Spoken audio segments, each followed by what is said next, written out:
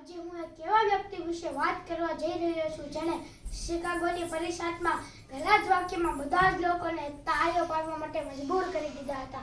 આજે હું એક એવા વ્યક્તિ વિશે વાત કરવા જઈ રહી છું જેના એક સારા વિચાર પાછળ ઘણા લોકો પોતાની કારકિર્દી કરી રહ્યા છે. આજે હું એક એવા વ્યક્તિ વિશે વાત કરવા જઈ રહ્યો છું જેને ઘણા લોકો પોતાના જીવનના આદર્શ માને છે. તે વ્યક્તિ એટલે વિવેક અને આનંદનો સમન્વય. તે વ્યક્તિ એટલે ભારતીય સંસ્કૃતિનો અખંડ સ્તંભ. તે વ્યક્તિ એટલે રાતે પણ પ્રકાશ આપતો અજોડ સૂર્ય. હેલો મિત્રો, આજે સ્વામી વિવેકાનંદના જન્મદિનના અવસર પર હું તમને તેના 3 પ્રસંગ જ કહીશ જે આપણા જીવનમાં મને તો ઘણું બધું શીખી ગયા, જે હું તમારી સાથે શેર કરવા માટે આવ્યો છું. એકવાર એવું બને છે કે સ્વામી વિવેકાનંદ ભારતીય સંસ્કૃતિના પ્રચાર માટે અમેરિકા ગયેલા હોય છે. ત્યાં તે પુલ ઉપરથી પસાર થાય છે. ત્યાં તે જોયે છે કે 4 વ્યક્તિઓ હાથમાં બંદૂક પકડીને પાણીમાં રહેલા પાદને વીંધવાનો પ્રયાસ કરી રહ્યા હોય છે. આ દ્રશ્ય સ્વામી વિવેકાનંદે જોયું. તેની પાછળ જઈને પૂછે છે, શું હું ટ્રાય કરી શકું? ત્યારે તેમાંથી 2 વ્યક્તિઓ કહે છે કે અમે નથી કરી શકતા, તે તું શું કરી શકવાનો? સરખી બંદૂક પકડતા પણ નહીં આવડતી હોય.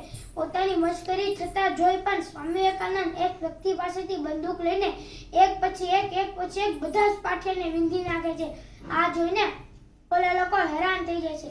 જે એક પાટિયાને અમે 1 કલાકથી પણ વીંધી નથી શક્યા, તે 1 મિનિટમાં બધા જ પાટિયાને વીંધી નાખ્યા. પછી સ્વામી વિવેકાનંદ સરળ દ્રષ્ટિએ ત્યાંથી પસાર થઈ જાય છે. આનો મતલબ એવો થાય છે કે આપણને જીવનમાં કહેવા મળે તો ઘણા વ્યક્તિઓ મળશે કે આ તારાથી નહીં થાય, આ તું નહીં કરી શકે, આ તારા બસની વાત નથી. પરંતુ જો આપણે તેના શબ્દોમાં ધ્યાન આપીશું ને તો આપણે પાટિયા રૂપી ગોલને ક્યારેય પણ વીંધી નહીં શકીએ.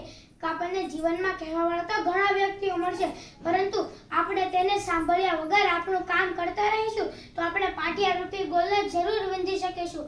એકવાર એવું બને છે કે સ્વામી વિવેકાનંદના આશ્રમે એક વ્યક્તિ તેને મળવા માટે આવે છે.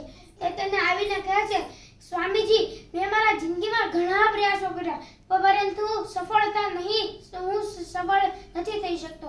ત્યારે સ્વામી વિવેકાનંદ ઉત્તર આપતા કહે છે કે તું અમારો કૂતરો લઈ જા અને તેને ગામમાં ફેરવીને લઈ આવ. ત્યારે જે વ્યક્તિ ગામમાં ફેરવતો કૂતરો જાય છે તે આગળ જતા 1-2 કૂતરા ભોંકતા હોય છે. તે જોઈને આ પણ કૂતરો ભોંકવા લાગે છે. હજી આગળ જાય છે તો ત્યાં પણ 1-2 કૂતરા ભોંકતા હોય છે. તે જોઈને આ કૂતરો પણ ભોંકવા લાગે છે. ધીરે ધીરે આખું ગામ પસાર કરીને આવે છે પાછા આશ્રમે. ત્યારે સ્વામી વિવેકાનંદ પૂછે છે કે તું કેમ નથી હાંફી રહ્યો અને તારો કૂતરો કેમ હાંફી રહ્યો છે? ત્યારે તે વ્યક્તિ કહે છે, સ્વામીજી, મને મારો ઉત્તર મળી ગયો.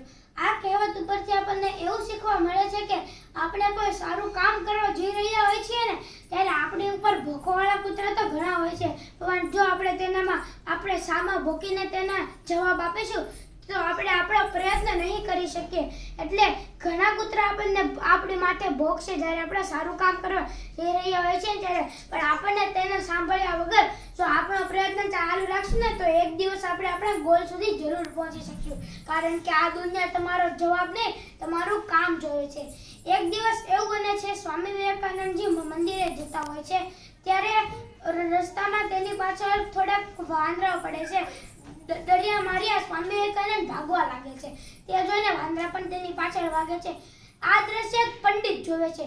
તે સ્વામીને કહે છે કે ભાઈ, તમે ભાગોમાં, જો તમે ભાગશો તો એ તો તમને નહીં જ મૂકે. તમે તેના સામે ઊભા રહો અને તેનો સામનો કરો. જેમ પંડિતે કહ્યું તેમ જ સ્વામી વિવેકાનંદે કર્યું.